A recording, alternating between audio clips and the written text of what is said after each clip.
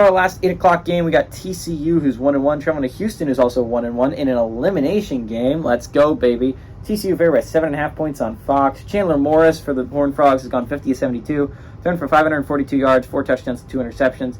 Amani Bailey on the ground has had 33 carries for 231 yards, averaging over 100 in a game. And Warren Thompson has had 9 catches for 110 yards.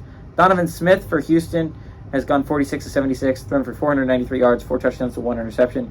Tony Mathis Jr. has had 16 carries for 98 yards, and Samuel Brown has had 15 catches for 244 yards. Houston leads the series all-time 13-12. Last 8 games have gone to TCU, though, ranging from 1993 to 2007. These teams will be playing a lot, though, moving forward, considering they're both Big 12 teams.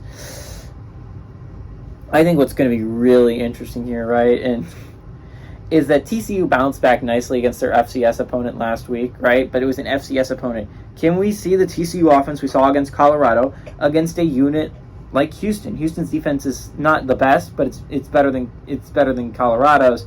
I think what's interesting here if you're Houston too is, can you bounce back? They went down by a lot early to Rice. They fought their way back into that game. They got it to overtime. I think they got it to double overtime, but they failed on a really bad play call. Like, they had to go for 2 at a certain point. Maybe it was triple overtime. And Rice had a decent play. They threw a fade. And I mean, like, game on the line, I have never been a fan of calling the fade. That's such a dumb call that late in the game with so much on the line.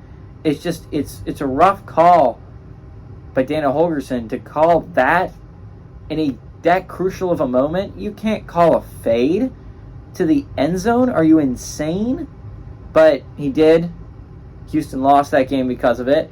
And this is a good Cougs team. This isn't the best Cougs team in the world, but this is a team that should give a scare to a lot of teams, right? UTSA lost to them. Rice beat them. I mean, this is going to be a world beater in Houston. This is an elimination game to really these teams, though. Horned Frogs lose, they're out of the playoffs.